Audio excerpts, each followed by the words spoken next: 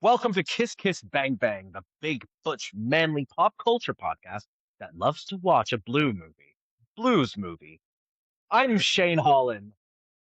And I'm Andrew Wheeler. Uh, Today we are talking about Sinners, the 2025 American horror film written and directed by Ryan Coogler, stars Michael B. Jordan in dual roles, Haley Steinfeld, Miles Caton in his film debut, Jack O'Connell, Unmi Mosaku, and Delroy Lindo. Sinners is the fifth collaboration between writer-director Coogler, actor Michael B. Jordan, and composer Ludwig Göransson, and the third between Coogler and costume designer Ruth E. Carter. It's set in 1932 in the Mississippi Delta. Criminal twin brothers Smoke and Stack return to their hometown in the Jim Crow South to set up a juke joint for the community. A young blues musician nicknamed Preacher Boy performs so beautifully that his music attracts the attention of vampires. We empires, except they're Vampire. Irish, so Irish vampires. Well, no, I'm not going to attempt to say vampire in an Irish accent. I don't think I can do it. no, I couldn't either. Andrew, tell me about your initial reaction to this film. Yeah, I was very excited to watch this film. Just from the trailers, it sounded like everything I love. And the good news is I do love this movie. I think it's so much fun. I love the way it unfurls all its various threats and promises. Obviously, the soundtrack is amazing. I feel like the fact that this and K-pop Demon Hunters are my two favorite films of 2025 makes a lot of sense when you consider they're both about using music to build community and to fight off demons or protect against demons. Like spiritually, they're very connected. They might even be set in the same expanded universe. Wow. So I like to refer to this as blues vampire fighters. It's a really satisfying movie. It's a bit pulpy and a bit like it goes in some directions where it feels like, oh, and now we fight. You know, that's kind of, it's very much set in a sort of anime-ish world in that sense. Like just the names of some of the characters, the directions it goes in, the way magic affects this world. Yeah, but I'm all for all of those things. I love camp and I love pulp. And those are two things that I will never get enough of. So this sits very comfortably on the little shelf of movies that I love for their pulpiness. Absolutely. What about you? How did you feel about it? You hadn't seen it before, right? Until we decided to record this episode? No, it's been on my Shame. must-see list for months, and I'm so glad that I finally watched it. I just love to delay my own satisfaction. There's so few things to enjoy in this world. I mean, God, but let it be Michael B. Jordan. Ryan Coogler, I think, really cements himself as an A-list director with this film. And it's his first original blockbuster that's not tied to an existing IP. He's had other works that are like original ideas, original screenplays, but of all of his like mega blockbusters, they've all been Marvel or Creed. And so to see him go back to his roots of storytelling was fantastic. It's beautifully shot, it's brilliantly acted, it's written wonderfully, and I just love the haunting themes throughout about the cost of freedom and shared trauma and music as heritage. It's really beautifully done. And I really like what you said about being influenced by anime, and you can definitely see that, and influenced by comic books. And while, yeah, it is poppy, particularly in that big fight scene where we go from the like wide angle ratio to full screen 4:3 ratio, it's like, oh, this is an action movie. This is pulp horror. It makes sense, but it's also a little on the nose. Action horror musical. What's not to love about that combination of things? It's a musical. We'll get there. Before we get there, let's talk about the women. Okay, let's talk about. There are so many great female characters in this movie. I'm going to call out my personal MVP of this film is definitely Wunmi Mosaku. Yes. Praise be to Wunmi Mosaku. She's such a phenomenal actor, but also like her character, the fact that she's playing a witch, a hoodoo sort of priestess of the swamps, basically. She has such presence and intensity, but also I just love a witch character. I think Annie is she is the spiritual heart of the film. She is the one dealing with loss before anyone else in terms of like what motivates and what grounds her. And just having, I love the character in a vampire story who goes, "Oh, these are vampires. Yeah. Get me the pickled garlic." Yes, I love that we don't beat around the Yeah, bush with the vampire thing. First, she's like, "Oh, they're haints," and it's like, "Oh, yeah, okay, it's witchy." And then she's like, "Actually, no, yeah. Love I that was wrong." word. Yeah, me too. Yeah, I think she's just a powerhouse in this film. She's Yeah. so intensely watchable, and her black magic witchy vibe was a refreshing take. Mm, Never did I feel that her power was the danger in this film, and I feel like that is right. such a strong choice for a black voodoo witch. And she wasn't the magical black character of the movie. No. For one thing, the movie's full of black characters, so she didn't have to be a token anyway. But also, she Mhm. has a full emotional stake. She has a story of her own. She's not just being used as a device. So the fact that she is mystical and witchy does not limit or define her. Yeah, great character, great performance, and yeah, nice to see magic sort of honored and respected in this. In the Also nice to see, and I'm saying this as someone who is literally busting out of this vest, which I've had for 10 years. It is so nice to see romantic roles for bigger women. Like yeah. the fact that Wunmi Masako is the love interest of Michael B. Jordan is not something to be taken lightly or taken for granted. But he does have two love interests because he's playing two boys, so he needs two ladies. Very true. What did you think of Haley Mary Steinfeld? What did you think of Haley Steinfeld's Mary? I loved her character. I think this is the first time I've seen a Haley Steinfeld, and I really You enjoyed didn't her watch Hawkeye? performance. She's in Hawkeye? She's the other Hawkeye. Look, I was going through a lot at the time. I don't remember that time in my life. Okay, Fair. this is apparently the second time I've seen a Haley Steinfeld. She was great. She was first discovered in True Grit, the Coen brothers movie, and she was so good in that. And she was a child actor in that. Oh, I The guess fact I've that seen she's her been in three acting. things. She also had a music career, so maybe you've seen her videos. Yeah, she's like 28, 29 now. Like, it's crazy because she's been with us for so long. I was shocked to see how old she was. Yeah, To talk about the great. character, I like that Haley Steinfeld is mixed race and Uh-huh. she gets to play a light-skinned mixed race person, which obviously I can relate to.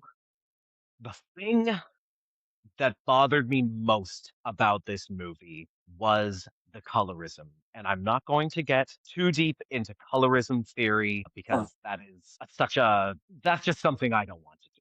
But a light-skinned mixed black woman is the one who reaches out to the white villains and in turn dooms the black folk in this movie. Right. And I feel like that is really playing into some stereotypes and some shaming that mixed race people have dealt with our entire lives. So I'm just going to put that out there and say that took me out of the movie a little bit. Hmm. That said, love the character Mary. Love that she also has a full arc and gets to have like this very like she comes in hot and she leaves very cold. And I thought that was a really interesting take. I'm so glad you're here to point out the colorism thing because I had not picked up on that. I did notice that, like, I mean, for one thing, all of the female characters die except Mary, who dies and comes back. But yeah, there is a sort of, I was thinking about the sort of the wanton sexuality of these female characters, and they all then get punished. Even Also, Grace, who we don't see being sexual, before she invites the vampires in, is teased about her sexualness.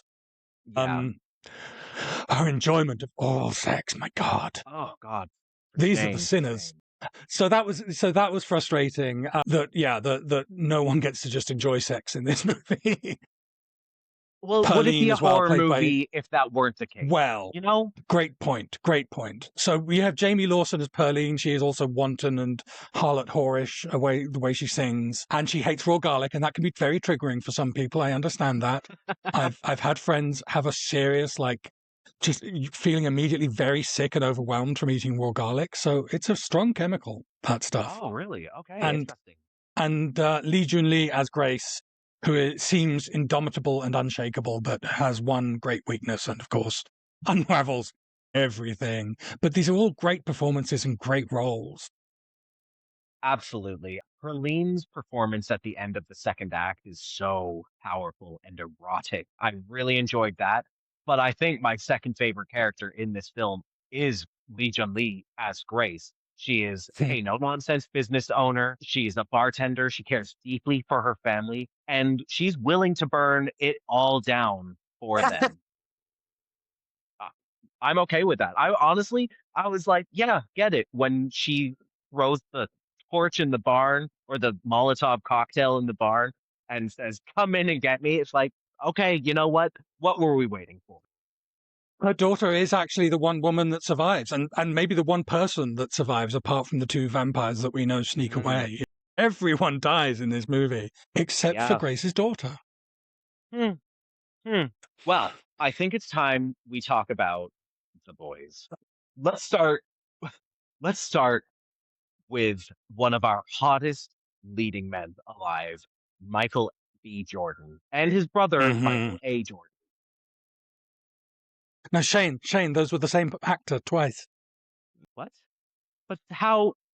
But, and I've they, always thought that one Michael B. Jordan would be enough for me, but it turns out no, I would like two. hmm I think I could accommodate them both. Yeah, he's so handsome and has so much. Just he sizzles on the screen. Like oh, it just was that no charisma. mistake when he was cast as Killmonger that everyone fell in love with the villain in that movie. Though I'm still a Chadwick Boseman girly at heart. But Yeah, yeah, all the Michael B. Jordans. I will take as many Michael B. Jordans as you can give me. his skill is so undeniable in this film. Smoke and Stack feel like two distinct characters, and he spends Mhm. so much of the movie acting opposite himself that Yeah. it's really incredible work that he and Ryan Coogler were able to pull this off so well. I do have to say, I don't want to do that thing where we take down successful black men. Again, that is not what this podcast is about. No. I do worry that he's a Scientologist. Okay. He has Okay. That's a said fair concern. his mentors are Tom Cruise and Will Smith, and they are like good buddies. Just gonna leave that Oh there. boy. My biggest reservation about Michael B. Jordan is that time when Andrew Garfield said he'd like to play a bisexual Spider-Man with Michael B. Jordan as his lover, and Michael B. Jordan's response was, "Oh, that's cool for him to say that. That's so funny." Like just undermining the whole idea and not willing to entertain it. And I don't think I've ever seen Michael B. Jordan in a queer role or a queer adjacent role. So who am I to judge? I don't know. I don't know what's in his heart. He did do Maybe he that loves the photo gays. shoot with that other Creed actor for Vanity Fair, Jonathan Majors. Uh-huh. Tell me about that. Nothing wrong there. But I mean, he got like a lot of intense backlash for being in like basically for two black men hugging. He was Oh my shamed God. online from like this effeminate masculinity, blah blah blah. So I don't know. I Okay. don't So know if the he's culture is to blame.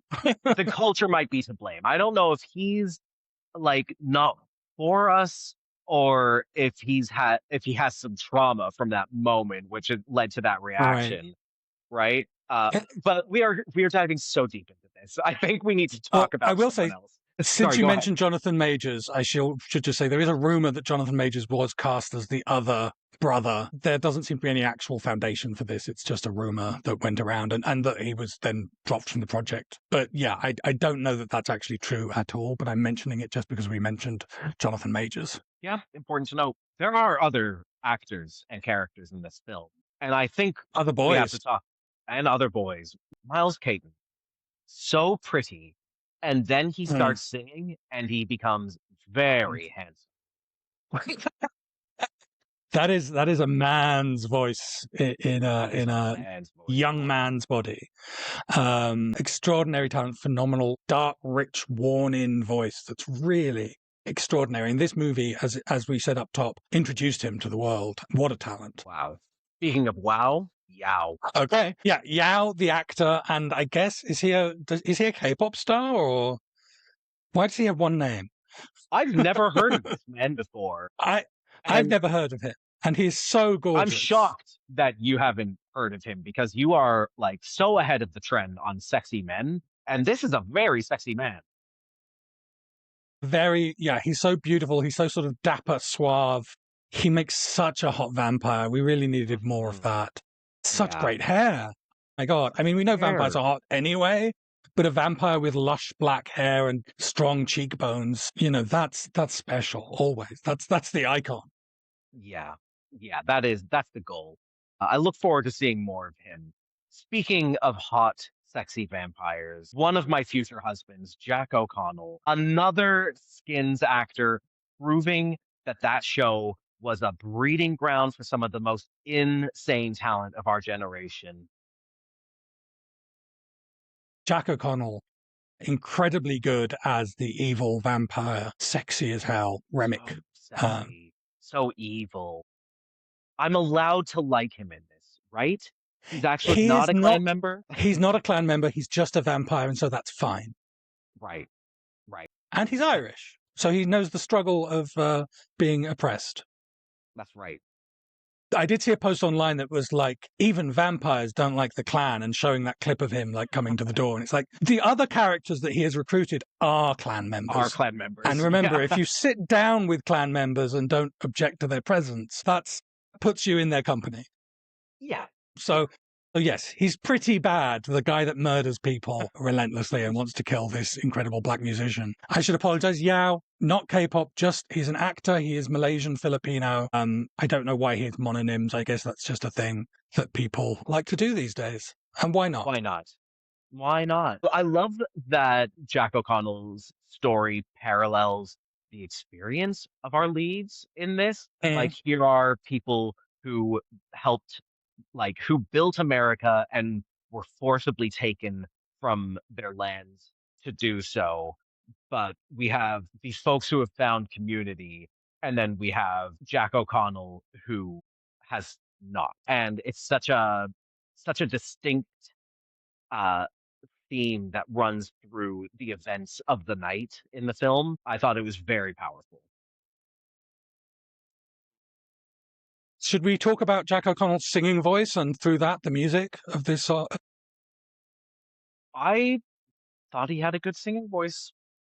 He's a little rougher than some of the others, but it makes sense in character. I mean, he's certainly no Miles Caton, but he gets to sing some wonderful numbers. And I love the fact that this film, it could have presented the white characters, the hillbillies and the Irish immigrant character as musically sort of dull, and it doesn't do that. It's a movie that says music is incredible and transformative. And we're not saying that it's only the blues musicians that have soul. There is music of equal spiritual and emotional weight all around the world. So we get some classic Irish folk songs. Pick Poor Robin Clean. That sounds like it's a very American song to me, and it's such a nasty little song. What a great device, because it's Nasty. so sort of, it's equal parts twee and sinister. So it's really perfect Mhm. when they rock up to the juke joint with that number. And you're like, oh, this is immediately setting off all the red flags. Oh, I loved it. Because I was like, oh, what a cute little song. And then you listen to the lyrics and you're like, oh, this is a Oh, lynching song. Yeah. Also love Will Ye Go, Lassie Go, another beautiful. great number. Um, Yeah. and all of the numbers are superbly choreographed. And They're all mixed, like, beautifully mixed. yeah, I mean, this truly is a musical, right? Yeah. There's music and dance performances that help to move the story along, and we're not limited to just a couple of music performances. Like, No. music is throughout, so that this wasn't like called a American horror musical is No. kind of shocking, or is it? Would that have turned people away? I don't know. Yes, I think it probably would have. I think Ryan Coogler did not want to bill this as a musical. And he has deniability. Like, the music is all diegetic in this film, Mhm. when you could say that a true musical, that is not the case. I disagree, but it's an argument that can be made. I would say this is absolutely a musical. The song Rocky Road to Dublin is like the big barnstormer number for the Mhm. vampires, where they get to really break loose. But the song that we have to talk about is I Lied to You, I lied to you. performed by Miles Caton. Tell me about your experience watching that number. It was transportive in the way that the movie intended. Yeah.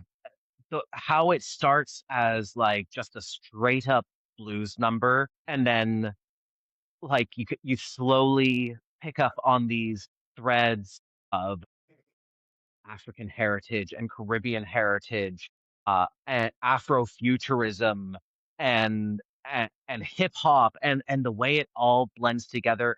And Mm. we even get Chinese heritage Beijing and Opera. dancers at Beijing Opera. Like it was just such a beautiful, beautiful number. It lasted for what, like 7 or 8 minutes of the film. It felt Yeah. particularly extended in a glorious way. It never overstayed its welcome, and it told the story of the film Yeah. in those 8 minutes. Like, this is the thing that will heal us, and this is the thing that people want the most from us, and they will kill us to get it. Wow, it was so moving. It is, for me, I think, just one of the most magical pieces of cinema that I've seen. Like, it's so extraordinarily well crafted. Like, the choreography of having these characters slip in and out of a tracking shot. I don't know to what extent there were cuts made. There probably were, because it's so But it complicated. And of course, looks we have like one shot. it looks like one shot, and we have a lot of CG happening with the barn burning down and then Mm. the dancers being exposed to the vampires. It's just incredible. Like, I could rewatch that over and over again. Literally rewatching the movie this time for the podcast, I was just sitting there like, I'm having fun. This is good, but when do we get there? Yeah, I need to Yeah, get there. I need to live in that moment again. It's so incredible. yeah. Really, really touching, moving, wonderful moment in cinema. And last piece about, I mean,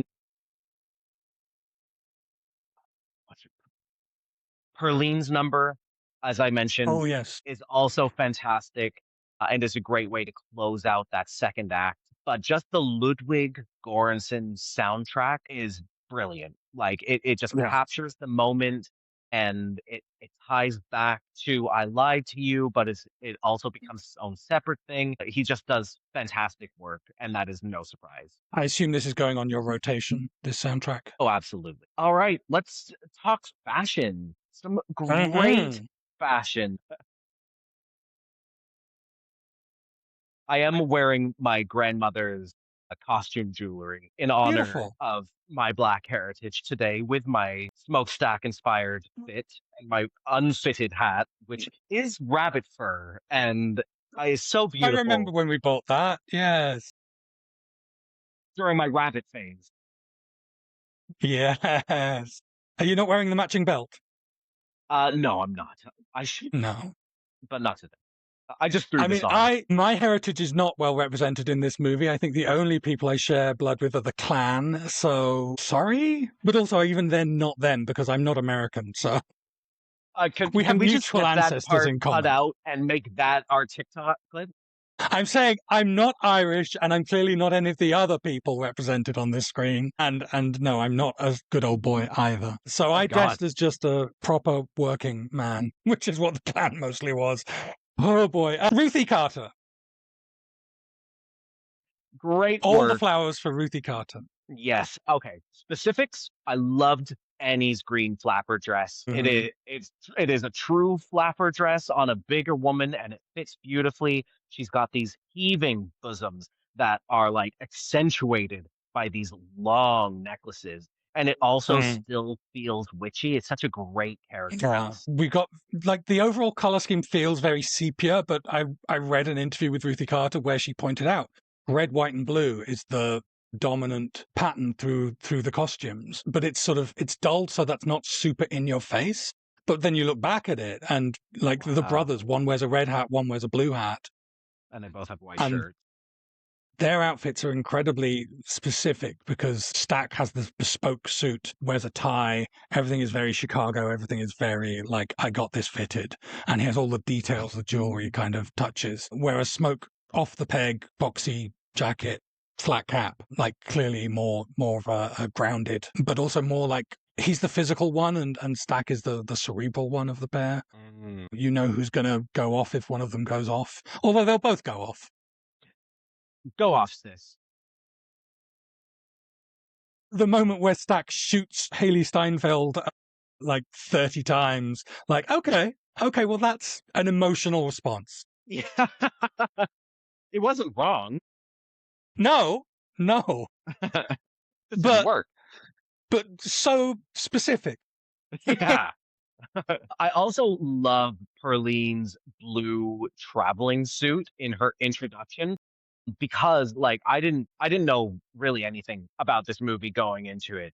But when we are at the train station and they show a crowd shot and Perline is just standing there like giving Preacher Boy these eyes. And at first you think like maybe she's just a background character, but the way that she's dressed is so light in comparison to the darker clothes all around her that she stands out. And that is great costume work for Yeah. There's a reason Ruthie Carter is swimming in Oscars. her. Deservedly so. Best bloody undershirt since Die Hard in Yeah. the Maybe. third act. Yeah, I it mean, tells a story just like the bloody undershirt in Die Hard. that's right.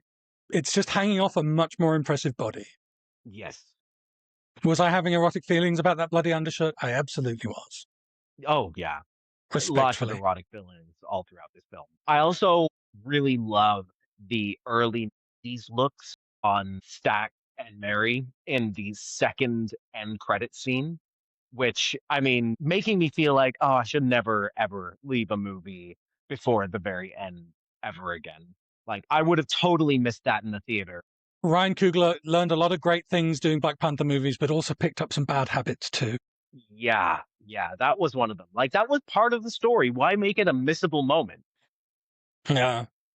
Yeah, it does make me wonder if he plans to revisit this universe, which is a terrible thing to think because it means everything's a franchise. But there's so many stories that I would love to see told here. The other place where I want to call out the fashion, the Juke Jocks montage number. Every character that visits from the future and the past is wearing a very specific outfit that tells you when they're from, and that's incredibly good costume design as well. Like that is you've watched this movie where people are mostly wearing sort of tan and sepia shaded clothing, and then you get these extremely specific periods of time represented by these characters coming in, dancing, fading into nowhere. And I know exactly who all of them represent, and that's so clever. And by the way, that Beijing opera monkey man, it's going to haunt my nightmares, but like maybe in an erotic way. Yeah, absolutely in an erotic way. Yeah, really, God, disturbing, but You know, so sexy. yeah. I mean, there's a lot of disturbing sexy in this movie. Like the leads are gangsters who kill people or shoot people on a hair trigger, pardon the expression, and the villains are evil bloodsuckers and they're the Klan. Yeah, None of the Klan people are sexy. Oh, actually, that's very interesting. Everyone is sexy in this movie, but not the Klan people. Even the Klan that get turned into vampires, to me, don't feel sexy. agreed, agreed. They're very dowdy, or they're made to Yeah. feel dowdy. Interesting, and Yeah. thank God. Yeah, thank God. Right decision. Not that I need to tell Ryan Coogler how to suck eggs. Okay, we've talked so much about so many positives in this film. We've also talked about some of the negative aspects, and Mhm. now we're going to talk about the absence of something, and that is the Yes. queerness. This is a movie about outsiders and music and the Black diaspora. It's so weirdly absent that there is no queerness in this film whatsoever. Was there no place for disco in the montage sequence? Yeah, I can't understand. Well, I can understand how it was omitted by choice, Yeah. right? Or at least that's where my mind goes. That like we are always overlooked, and Yeah. sometimes that is done on purpose. Yeah, it's frustrating because I had exactly the same thought. Where are the queer outsiders in this movie about outsiders? Where is the queer music in this movie about music? Why are these things not important to this story? Why isn't there a queer character in there, or two queer characters, dare I say it? You know, especially because it's also a movie about sex. It's a movie about sin. God knows we know how to sin. My God, it like The only there's a lot of like HIV parallel in this. So much blood sucking and death because of blood. Like, yeah, the fact that Black queerness isn't even a thought, it's a little icky. Yeah, we could have had a reference to Sylvester, a reference to Frank Ocean, a reference to Lil Nas X, a reference to Tracy Chapman. There's so many ways in which we could have seen some queerness on that stage or in that barn. The only thing that I thought was maybe a little queer is Remic's obsession with Preacher Boy. Mm, Literally, one of his final lines to him is, "We will make beautiful music together," which is a sex reference, yeah, but okay, also a fair. music reference. But it's not really there. I mean, those characters don't even interact until right at the end of the movie, well, the third act of the movie. Mhm. And we don't get a queer vibe from Remick most of the time, which is quite a feat from a vampire. Yeah, and Jack O'Connell. I mean, will I fantasize about Jack O'Connell wanting to make music with me? Yes. Will I also be fantasizing about twins for some reason? Yes. Some reason. Well, we have talked so much about this film. I think it's time that we give it a score. As always, we score the film from 1 to 5, and then we give bonus points for the categories we just discussed: women, boys, fashion, and music and queerness. We are allowed to give a penalty if we feel there was something egregious or wrong about this film. But let's start with our base scores. Andrew? It's a 5 from me. I love this movie. I will watch it It's a many times. 5 from me as well. I will definitely be watching this again. And then, do the women earn a point? I I mean, believe Wunmi so. Musako definitely gets the point, but all of those four central female performances are great. So yeah, it gets the point from me Yeah, yeah, and from you. absolutely. And then there's the boys. It's a sexy movie. It's a sexy movie full of sexy men. It's I'm gonna give it the something point. for everyone. Let's just say that. Yeah, Yeah, Michael B. Jordan and Yao alone, I think. Well, no, not Michael B. Jordan alone, because there's two of him. So, I mean, and that feeds into it a bit, let's be honest. yeah, yeah. Am I seeing double? I guess so. Take the sexiest man alive and double him. Okay, that's Jonathan Bailey now, technically, but it was Michael B. Jordan at one point. How could the music not get a point? This is a Of movie course, it gets a about the music. Of course it gets the point. And then the fashion. I mean, it's kind of my style, Andrew. I want to be a Chicago gangster when I grow up. Yeah, but no, Ruth E. Carter deserves all the awards, and there is so much specificity and deliberation in the fashion choices. 100% gets the fashion point. And And then, now we get to the thing that prevents this from being the perfect film. That's the yeah, queerness. it's a 0 from me. It's not there, It's just and not there. conspicuously not there. Like almost a penalty. But I don't want to give Wouldn't this that be film a crazy? penalty. Wouldn't that Wouldn't be that be crazy if fucking I, nuts? as a white person judging this movie, was like, Ryan Coogler, I'm applying a penalty because you didn't put me in the film? Yeah, no, we're not going to be those gays. Dear God, 9 out of 10's a good score, Ryan Coogler. You did great. Yeah, be happy with that. Uh, No, cut you this. did great. I'm not saying it spitefully. I'm saying you're great. This movie is great. I love this movie This so movie's much. so great. I can't wait to watch it again.